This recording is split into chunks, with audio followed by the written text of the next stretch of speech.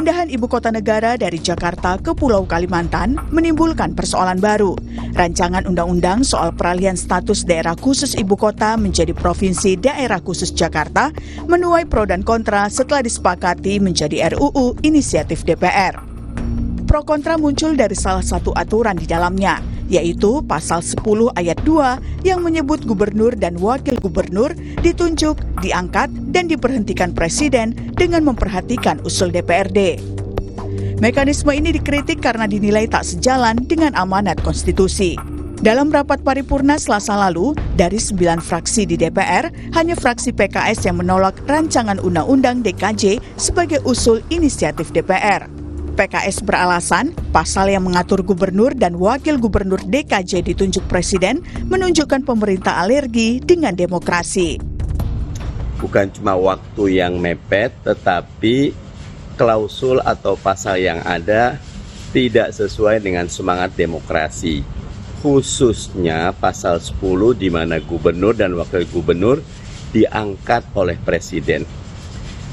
Kami bisa bersetuju bahwa DKI atau daerah khusus Jakarta adalah otonomi satu tingkat. Cuma milih DPR provinsi dan gubernur. Tapi kalau gubernurnya diangkat, berarti itu mengebiri hak demokrasi warga Jakarta. RUU DKJ turut dikomentari calon presiden nomor urut 1 Anies Baswedan. Anies yang juga mantan gubernur DKI Jakarta menolak rancangan undang-undang ini. Itu indeks demokrasinya tertinggi. Itu salah satu kebanggaan kami ketika bertugas di Jakarta adalah indeks demokrasi tinggi. Bahkan Jakarta mendapatkan Harmony Award dari Kementerian Agama. Artinya masyarakatnya rukun, aman, damai, bisa berdemokrasi dengan baik.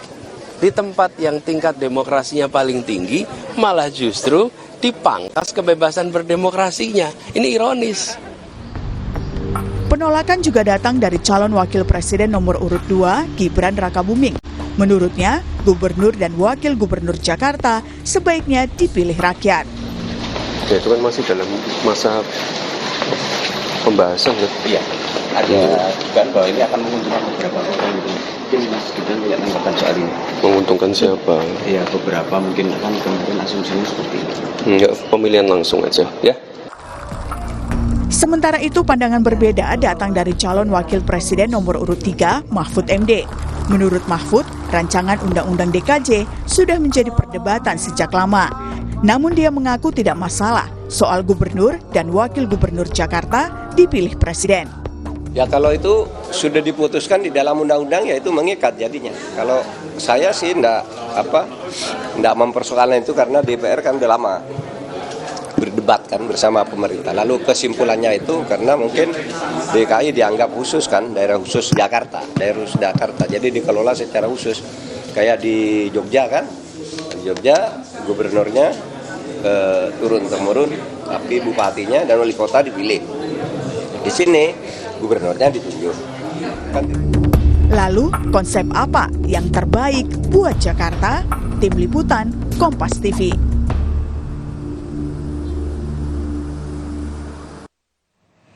Saudara, perpindahan ibu kota negara dari Jakarta ke Pulau Kalimantan menimbulkan persoalan baru di mana dalam rancangan undang-undang soal peralihan status daerah khusus ibu kota menjadi provinsi daerah khusus Jakarta disebutkan jika gubernur dan wakil gubernur Jakarta ditunjuk presiden. Benarkah aturan ini bakal membungkam hak demokrasi warga Jakarta? Apa alasan dibalik aturan ini? Kita bahas soal ini bersama sejumlah narasumber yang sudah hadir di studio. Ada Bu Kurniasih Mufidawati, Ketua DPP PKS yang juga anggota DPR. Assalamualaikum, selamat pagi Bu. Assalamualaikum, selamat pagi, salam sehat. Lalu ada juga pakar hukum tata negara yang juga guru besar hukum tata negara Universitas Bhayangkara Jakarta ya, Profesor Juanda. Selamat pagi Prof. Pagi, Assalamualaikum. Selamat pagi, Waalaikumsalam. Dan melalui sambungan Zoom ada juga Ketua DPP Partai Demokrat yang juga anggota DPR, Bung Herman Hairon. Selamat pagi, Assalamualaikum Bung Herman. Selamat pagi, Waalaikumsalam. Semoga semuanya sehat pagi ini. Amin, sehat semua selalu ya. Saya ke Bu Kurniasih dulu, sebagai yang dari awal sudah menolak nih ya fraksi PKS. Titik berat penolakan ini dasarnya apa Bu kira-kira? Ya, yang pertama RUU ini kan dirancang sebagai usul inisiatif DPR RI Ya. dan fraksi PKS menolaknya tidak pasal per pasal ya, tapi menolak secara Keseluruhan, baik. Rancangan undang-undang ini sebagai konsekuensi karena memang kita juga dari awal menolak adanya undang-undang IKN. Oke. Ya. Ya. Kemudian yang kedua juga kita melihat dalam penyusunan RUU ini prosesnya kemarin sangat tergesa-gesa sekali. Ya ini kan nggak bisa ya menyusul undang-undang yang sangat penting dan terkait dengan ibu kota negara kita DKI Jakarta, saya rasa harus benar-benar detil, mendalam dan melibatkan stakeholder semua pihak, khususnya yang di DKI Jakarta nih, misalnya DPRD-nya dan juga mungkin pemerintah provinsinya mesti dilibatkan lebih dalam lagi. Dan terkait dengan hal yang sedang rame tentang pasal tentang gubernur ditunjuk langsung itu pastinya ini juga sangat menodai nilai demokrasi yang selama ini sudah menjadi kebanggaan bagi bangsa kita dan juga di DKI Jakarta ini kan menjadi barometer juga ya bahwa demokrasi di Jakarta ini relatif bagus dari pemilihan gubernur dari tahun ke tahun, dari periode ke periode. Jadi kita sangat menyayangkan adanya penyusunan RUU yang sangat tergesa-gesa, kemudian juga stakeholdernya perlu dilibatkan lebih luas lagi, ini belum melibatkan secara luas gitu ya, dan waktunya sangat pendek sekali. Jadi kita nggak yakin ini kajiannya harus mendalam gitu loh. Kalau tergesa-gesa kita nggak yakin kajiannya mendalam nggak nih gitu. Naskah akademiknya kan juga harus dipelajari secara mendalam dari berbagai sudut pandang filosofinya. Ya, Ibu Kurniasi sendiri di DPR mengatakan ini tergesa-gesa, apalagi saya Bu yang masyarakat umum, yang awam tidak mengikuti begitu ya, tidak sehari-hari DPR, tiba-tiba loh kok ada RUU ini begitu, tiba-tiba ada daerah khusus Jakarta dan ada klausul di sana bahwa gubernur dan wakil gubernur langsung ditunjuk oleh presiden, tidak lagi dipilih oleh publik begitu. Nah, saya ke sebentar Pak Prof Juanda, saya ke Bung Herman dulu. Bung Herman, ini konsekuensi logis yang akan ditimbulkan dari penunjukan gubernur dan wakil gubernur Jakarta ini adalah dalam konteks demokrasi begitu, ketika warga DKI Jakarta tidak lagi memiliki hak pilih untuk memilih pemimpinnya di Jakarta. Respons Anda soal ini, Bung Herman? Ya, pertama tentu konsekuensi dari lahirnya Undang-Undang IKN, maka harus ada revisi terhadap Undang-Undang DKI Jakarta. Yang kedua, proses dari tahapan penyusunan undang-undang, ini kan tahapannya adalah tahapan penyusunan, baik itu bisa diinisiatif oleh DPR maupun diinisiatif oleh pemerintah. Dan kali ini untuk revisi Undang-Undang DKI Jakarta diinisiatif oleh DPR melalui Badan Legislatif. Oleh karenanya kemarin disahkan menjadi usul inisiatif DPR. Tahapannya masih ada dan kami permaklumi kalau PKS memang sejak awal menolak karena juga menolak Undang-Undang IKN.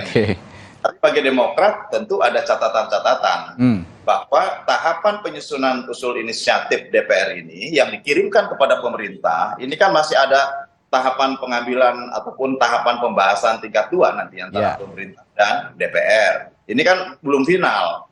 Ini masih ada pembahasan setelah nanti surat presiden dikirimkan kembali berikut dengan daftar inventarisasi masalah dari pemerintah oleh presiden. Nah, oleh karenanya bagi Demokrat tentu tidak menolak dalam meningkatkan tahapan-tahapan selanjutnya, tetapi ada catatan-catatan penting. Pertama adalah ya tentu gubernur masih tetap dipilih oleh rakyat. Yang tadi juga keinginan bahwa untuk melibatkan partisipasi masyarakat, partisipatori masyarakat harus betul-betul dibuka. Ini juga menjadi catatan. Yang ketiga catatan kami adalah untuk memberikan kesetaraan. Bahwa setelah tidak menjadi lagi ibu kota negara, maka harus ada kesetaraan dengan provinsi-provinsi lain, meskipun ada kekhususan di DKI Jakarta. Yaitu apa? Yaitu tetap gubernur dipilih oleh rakyat. Yang kedua bahkan kami mengusulkan untuk mengedepankan proses demokrasi, maka untuk wali kota dan kabupaten atau bupati dan wali kota di wilayah DKI Jakarta pun kami mengusulkan untuk dipilih langsung oleh rakyat. Jadi kami justru lebih mengedepankan proses demokrasi dan sejauh mana ya sejauh kami juga mengusulkan tetap gubernur dipilih oleh rakyat, oleh masyarakat DKI, dan kemudian untuk wali kota dan kabupatennya pun nanti dilakukan oleh masyarakat DKI. Ya, ide besarnya kan sebenarnya ini awalnya, saya ke Prof. Juanda nih, ide besar itu awalnya Prof dari pemindahan ibu kota negara ya, IKN begitu, ibu kota Nusantara dari Jakarta akhirnya ke Penajam Pasir Utara.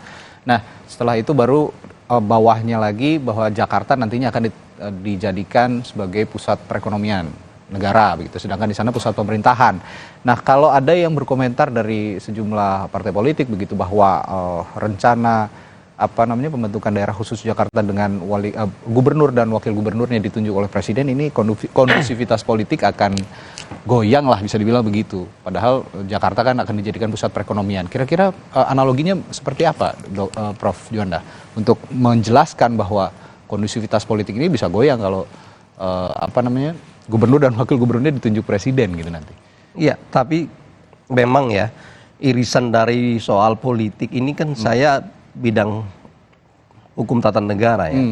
Saya ingin masuk ke dalam bidang hukumnya dulu. Oke, ya. Silakan Prof. Bab jangan sampai nanti mengambil yurisdiksi keilmuan orang lain. Oke. Jadi saya masuk ke keilmuan saya dulu.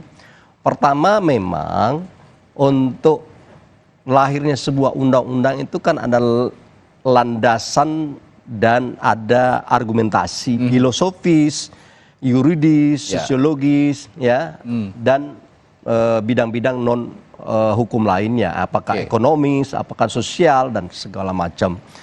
Nah, dari aspek konstitusi sebenarnya memang ya lahirnya sebuah undang-undang seperti undang-undang pemerintahan daerah DKI katakanlah itu kan termasuk rejimnya undang-undang pemerintahan daerah. Itu diatur dalam pasal 18 ya. Nah, di dalam pasal 18 itu jelas disebutkan bahwa gubernur, bupati, wali kota itu dipilih secara demokratis. Demokratis ini ada dua sebenarnya, ada pemilihan langsung, ada pemilihan melalui DPRD. Tetapi rejim dalam pemilihan kepala daerah sekarang itu langsung. Nah, oleh karena itu saya berpikir begini, ketika ada undang-undang tentang IKN, maka konsekuensi memang DKI harus punya undang-undang baru. Ya. Nah, dari sana saya kira tidak ada masalah.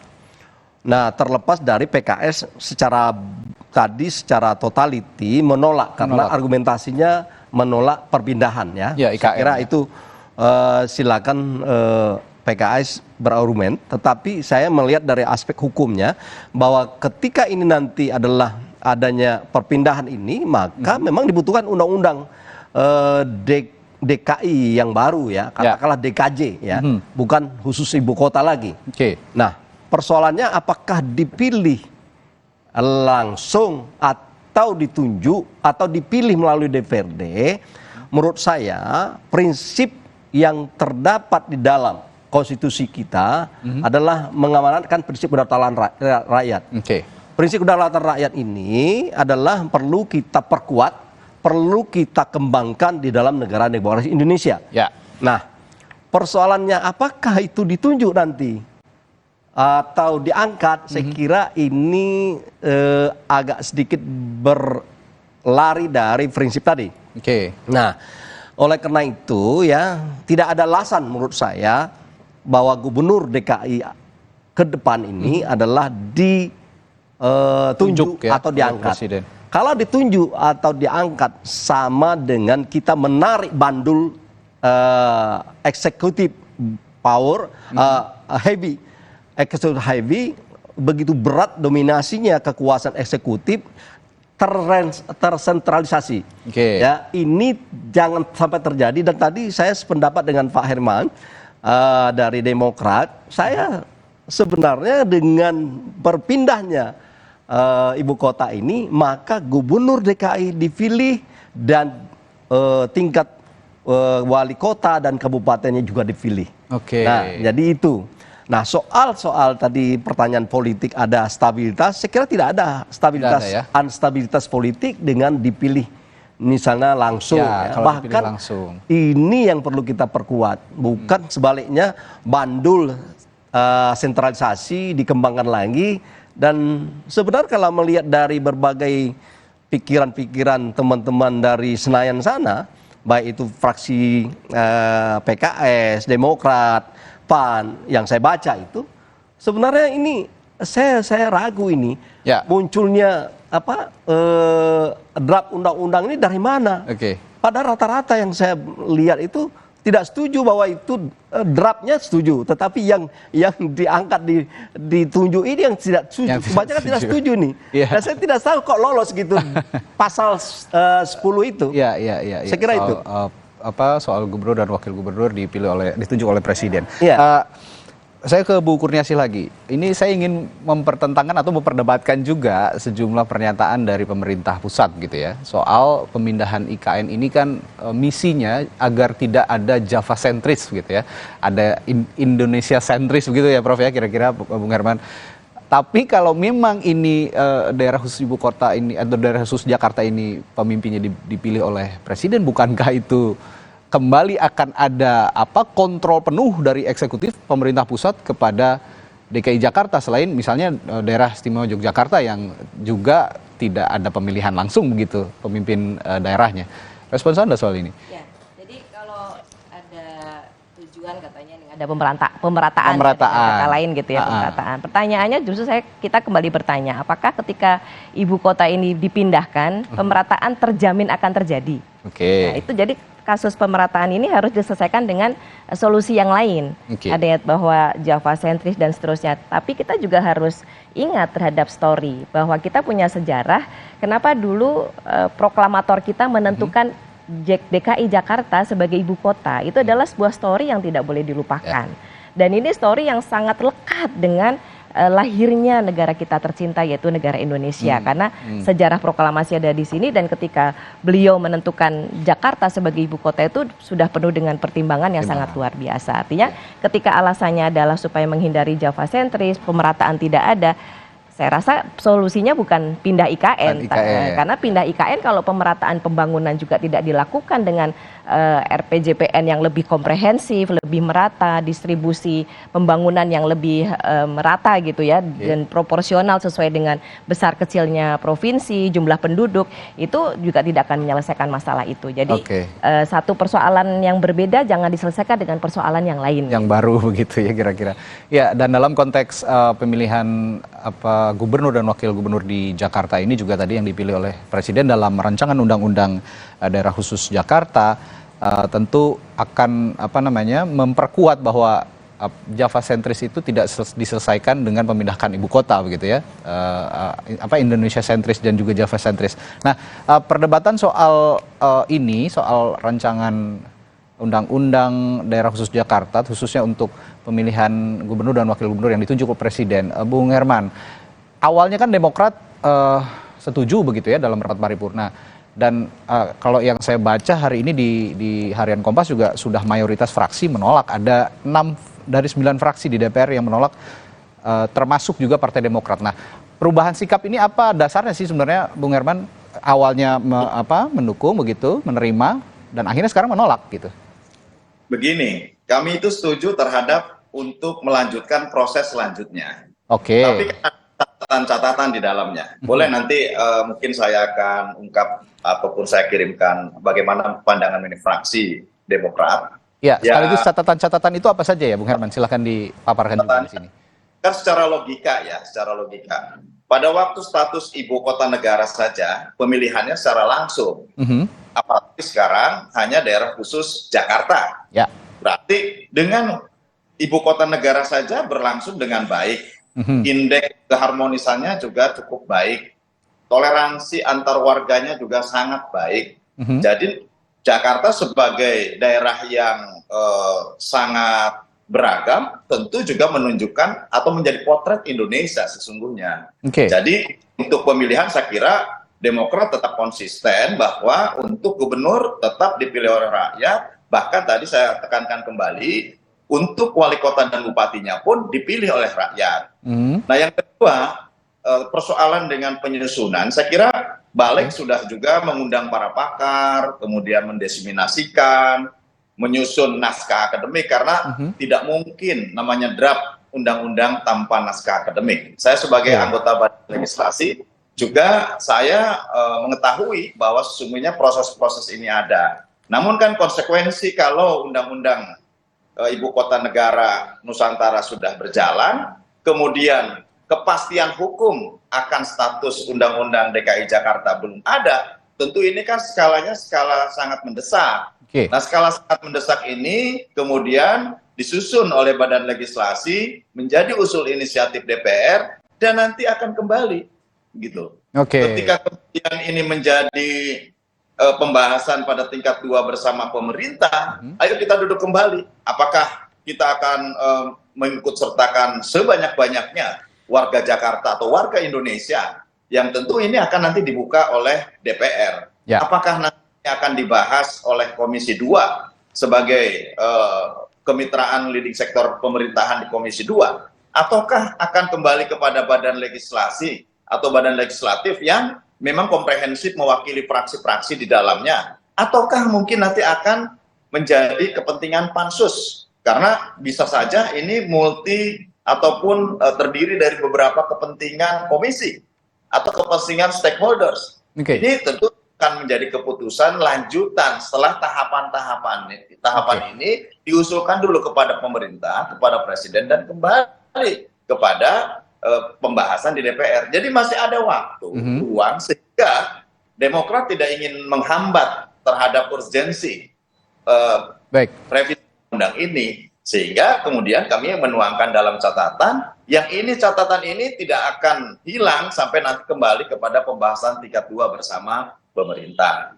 Nah, logika-logika ini yang menurut saya memang juga menjadi pandangan mini fraksi, dan apa yang menjadi proses demokrasi yang tadi disampaikan bahwa mengedepankan demokrasi, kami juga menekankan proses-proses demokrasi di apakah juga terkait dengan proses pemerataan, kami juga menekankan bahwa proses-proses undang-undang sesungguhnya juga harus bernuansa untuk bisa memberikan kesetaraan dalam kesempatan ekonomi, bahkan kesetaraan dalam hubungan antar kelembagaan, sehingga Jakarta juga harus setara dengan provinsi-provinsi lainnya ketika tidak menjadi lagi ibu kota negara Indonesia. Ini tentu menjadi bahan pertimbangan internal kami dan sudah dituangkan dalam pandangan mini fraksi, yang mudah-mudahan ini nanti menjadi pertimbangan dan pembahasan yang lebih serius pada waktu pembahasan tingkat 2 bersama pemerintah. Ya, saya ke Prof. Juanda. Prof, kalau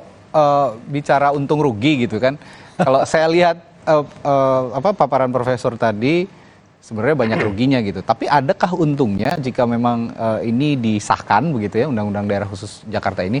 Apakah banyak keuntungannya atau banyak mudorotnya begitu? Kira-kira ada pandangan khusus soal untung rugi secara hukum ketatanegaraan untuk penataan Jakarta ke depan? Tapi jangan dijawab dulu, Prof. Ada pariwara yang akan masuk dulu di Sapa Indonesia Pagi. Kita akan kembali sesaat lagi, tetap bersama kami.